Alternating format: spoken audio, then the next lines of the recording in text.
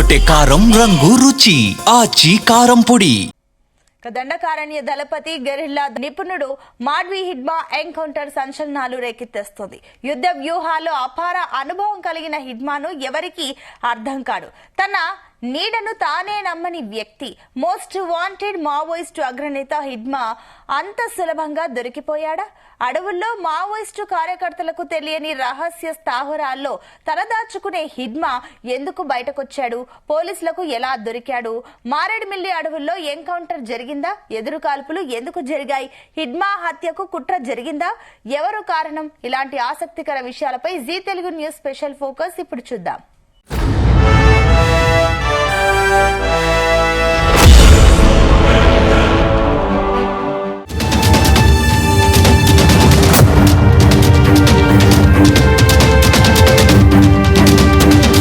Maoist ఉద్యమంలో కీలక నేత, పోలీసులను వ్యూహాత్మకంగా మట్టుబెట్టడంలో తిరుగులేని నాయకుడిగా ఎదిగిన మాడ్వి హిడ్మా ఎన్కౌంటర్లో ఆసక్తికర విషయాలు వెలుగు చూశాయి. మావోయిస్టుల ఎన్కౌంటర్లలో హిడ్మా ఎన్కౌంటర్ చర్చనీయాంశంగా మారింది.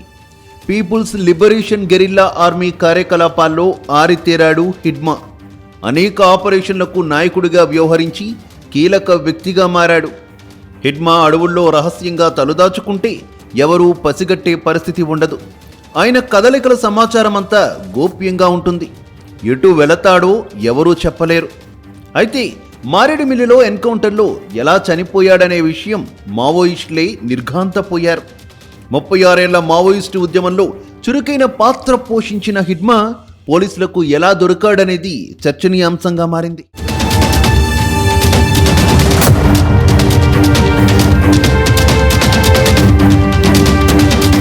దండకారణ్యంలో దడ పుట్టించిన మావోయిస్టులు పోలీసులకు కంటి మీద కునుకు లేకుండా చేశారు. మావోయిస్టుల జాడ తెలుసుకొని పోలీసులు అడవులకు వెళ్లినా మావోయిస్టులే జనారణ్యంలోకి వచ్చిన భీకర దాడులు చేయడంలో హిడ్మాది ప్రత్యేక వ్యూహం. లక్ష్యానికి అనుగుణంగా పనిచేసే హిడ్మా ఎన్నో దాడుల్లో పై చేయి సాధించాడు. ఎంతోమంది పోలీసులను పొట్టనబెట్టుకున్నాడు. ఏనాడు పోలీసులకు దొరకలేదు. అందుకే హిడ్మా పోలీసులకు మోస్ట్ వాంటెడ్ మావోయిస్టు నేతగా ఉన్నాడు.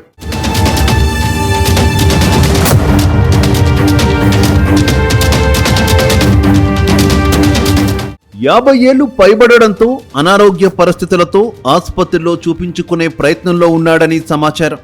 ఈ ప్రయత్నంలో దళ సభ్యుల్లో ఒకరు తప్పించుకుని పోలీసులకు సమాచారం ఇవ్వడంతో అడుగుజాడలను పసిగట్టి హిడ్మాను కడతీర్చారని సంచలన విషయం వెలుగులోకి వచ్చింది.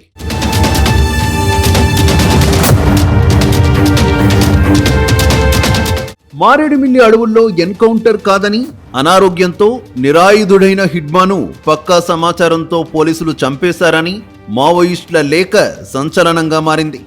Dandakaranya special zonal committee media ప్రతినిధి వికల్ప్ పేరుతో విడుదలైన లేఖలో ఆసక్తికర విషయాలు వెల్లడయ్యాయి. అనారోగ్యంతో ఉన్న హిడ్మా అక్టోబర్ 27వ తేదీన కలప వ్యాపారి సాయంతో విజయవాడ ఆసుపత్రికి వెళ్లాడు. ఈ విషయాలన్నీ తెలిసిన దళ సభ్యుల్లో ఒకరైన కోసల్ నవంబర్ 9వ తేదీన పారిపోయాడు. దళం నుంచి తప్పించుకొని పోలీసులకు లొంగిపోయాడు. కోసల్ లొంగిపోయిన విషయం తెలియగానే హిడ్మాను అప్రమత్తం చేసినట్లు వికల్ప్ లేఖలో పేర్కొన్నాడు.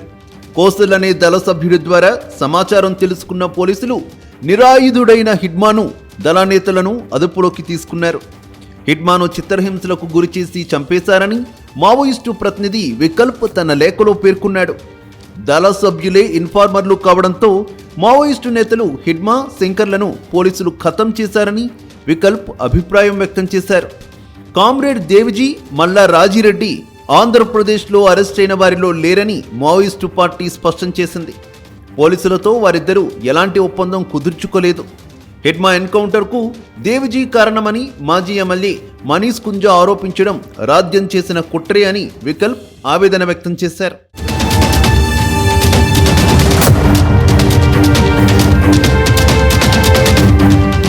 మావోయిస్టు ఉద్యమంలో సామాన్య కార్యకర్తగా చేరి దళ కమాండర్గా, గెరిల్లా యుద్ధ వ్యూహకర్తగా ఉన్న హిడ్మా లొంగిపోయేంతటి పిరికి స్వభావం లేదని మావోయిస్టు నేతలు అంటున్నారు. హిడ్మా హత్యకు మావోయిస్టు పార్టీ సభ్యుడు కోసల్, కలప వ్యాపారి, బిల్డర్, ఐటీడీఏ కాంట్రాక్టరే కారణమని మావోయిస్టు నేతలు అభిప్రాయం వ్యక్తం చేశారు. అనారోగ్యంతో ఉన్న హిడ్మాకు సహాయంగా వెళ్లిన దళ నేతలు పోలీసుల దాడిలో చనిపోయారని మావోయిస్టుల లేఖలో పేర్కొన్నారు. అల్లూరి సీతారామరాజు జిల్లా మారేడుమిల్లి అడవుల్లో హిడ్మా ఎన్కౌంటర్ అనేది పోలీసుల కట్టుకదేనని మావోయిస్టుల లేఖలో పేర్కొన్నారు.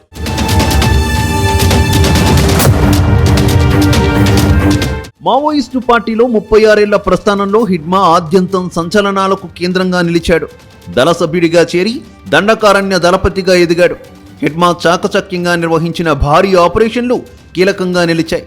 దీంతో హిడ్మా కమాండర్ స్థాయికి ఎదిగారు. గెరిల్లా వార్ఫేర్లో అనుభవం పొందడమే కాకుండా సాయుధ పోలీసు బలగాలపై భారీ దాడులు చేయడంలో హిడ్మా మాస్టర్ మైండ్గా ఎదిగారు. మావోయిస్టు పార్టీ తరపున దాడులు చేసే people's liberation guerrilla army battalion కమాండర్గా ఉంటూ అనేక దాడులకు పాల్పడ్డారు.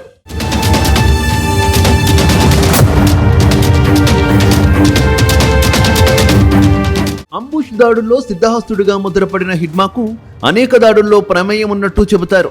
వీటిల్లో 250 మందికి పైగా జవాన్లు మృతి చెందారు. మావోయిస్టు చరిత్రలో అతిపెద్ద దాడిగా పేర్కొనే చింతల్నార్ దాడికి Maoist party central military commission అప్పటి చీఫ్ కటకం సుదర్శన్ అలియాస్ ఆనంద్ వ్యూహ రచనలో హిడ్మా క్షేత్రస్థాయిలో కేడర్ను నడిపించడంలో కీ రోల్ పోషించారు.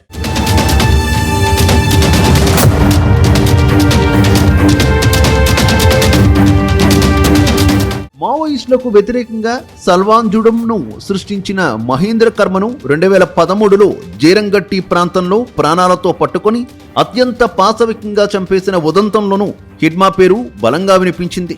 ఈ దాడిలో మహేంద్ర కర్మతో సహా 29 మందిని మావోయిస్టులు హత్య చేశారు. ఇలాంటి భారీ దాడులకు క్షేత్రస్థాయిలో నేతృత్వం వహించడం ద్వారా మావోయిస్టు పార్టీలో హిడ్మా చిన్న వయసులోనే కేంద్ర కమిటీలో స్థానం సంపాదించారు. దీంతో జాతీయ దర్యాప్తు సంస్థకు మోస్ట్ వాంటెడ్గా మారారు.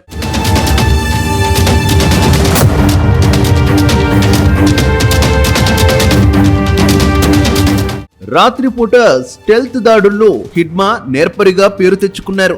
మావోయిస్టు పార్టీలో ఆయన జీవన శైలి వేరు. దక్షిణ బస్తర్లో పట్టు ఉండడంతో చాలాసార్లు పోలీసుల దాడుల నుంచి తప్పించుకున్నారు. ప్రతిసారి క్షణాల్లో మాయమయ్యేవారు. ఆటోమేటిక్ రైఫిల్స్, ఐఈడీ సాంకేతికతలో నైపుణ్యం కలిగిన హిడ్మా రాత్రిపూట పర్వత ప్రాంతాల్లో స్టెల్త్ దాడుల్లో మంచి నైపుణ్యం ఉన్నట్టు ఆయన సన్నిహితులు తెలిపారు. వ్యూహం, నైపుణ్యంతో సిఆర్పీఎఫ్ క్యాంపులపై అర్ధరాత్రి దాటాక దాడులకు పాల్పడి ఎంతో మందిని పొట్టనబెట్టుకున్నారు.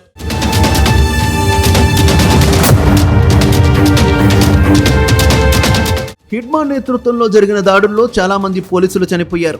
2007లో సిఆర్పీఎఫ్ రాణిబుల్జీ క్యాంపుపై దాడిలో 16 మంది సిఆర్పీఎఫ్ జవాన్లతో పాటు 39 మంది ఎస్పీఓలు మృత్యువాత పడ్డారు.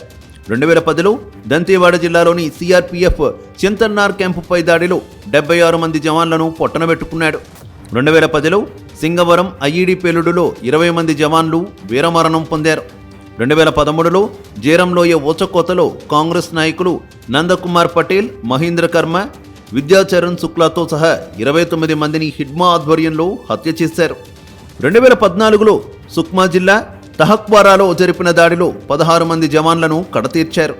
సుక్మా జిల్లా 2017లో బుర్కాపాల్లో జరిపినటువంటి దాడిలో 25 మంది బలయ్యారు. 2020లో చింతగుఫా దాడిలో 17 మంది పోలీసులు దుర్మరణం పాలయ్యారు. 2021లో టేకులగూడలో జరిపిన మెరుపు దాడిలో 22 మంది సిఆర్పీఎఫ్ జవాన్లు అమరులయ్యారు.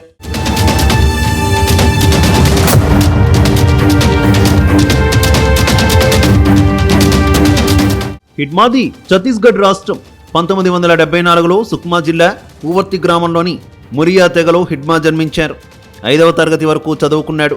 దక్షిణ బస్తర్లో పీపుల్స్ వార్ గ్రూప్ ప్రభావం ఎక్కువగా ఉండడంతో చిన్న వయసులోనే అడవి బాట పట్టాడు. హిందీ, గోండి, తెలుగు, కోయ, మురియా, బెంగాలీ భాషలో నేర్చుకున్నాడు. 1996లో మామేడు రేంజ్ కమిటీలో పార్టీ సభ్యుడిగా పనిచేశారు. 2 ఏళ్ల అనంతరం ఏరియా కమిటీ సభ్యుడయ్యారు. 6 నెలల పాటు +2 కమాండర్ అర్జున్ నేతృత్వంలో పనిచేశారు. 1998 ఆగస్టులో లోతువాగు అంబుష్ సందర్భంగా అతని కాలికి గాయమైంది. కోలుకున్న అనంతరం బాసగూడ దళంలో చేరి అప్పటి దండకారణ్య స్పెషల్ జోనల్ కమిటీ సభ్యుడు రామన్న దగ్గర ఆయుధాల మరమ్మతులో శిక్షణ పొందారు. 2002లో డివిజనల్ కమిటీ సభ్యుడిగా నియమితులు కావడంతో కుంట ఏరియా కమిటీకి కార్యదర్శిగా వ్యవహరించారు.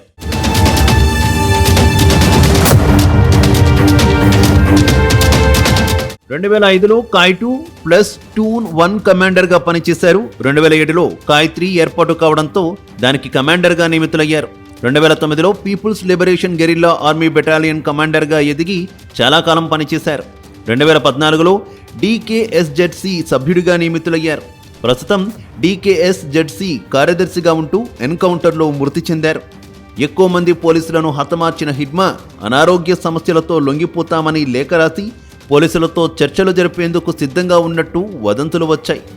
పోరాటంలో తిరుగులేని నేతగా ఎదిగిన హిడ్మా జనజీవన స్రవంతిలో కలిసిపోతామని ఎందుకన్నాడనే అంశం చర్చనీయాంశమైంది. లొంగుబాటు లేఖ పంపిన నేపథ్యంలో ఎన్కౌంటర్ జరిగిందని సానుభూతిని పెంచే ప్రయత్నం జరిగింది. వాస్తవిక పరిస్థితి వేరు, ప్రచారంలోకి వచ్చిన అంశాలు వేరని ఆలస్యంగా వెలుగు చూసిన మావోయిస్టుల లేఖ ఆసక్తికర విషయాలను వెల్లడించింది.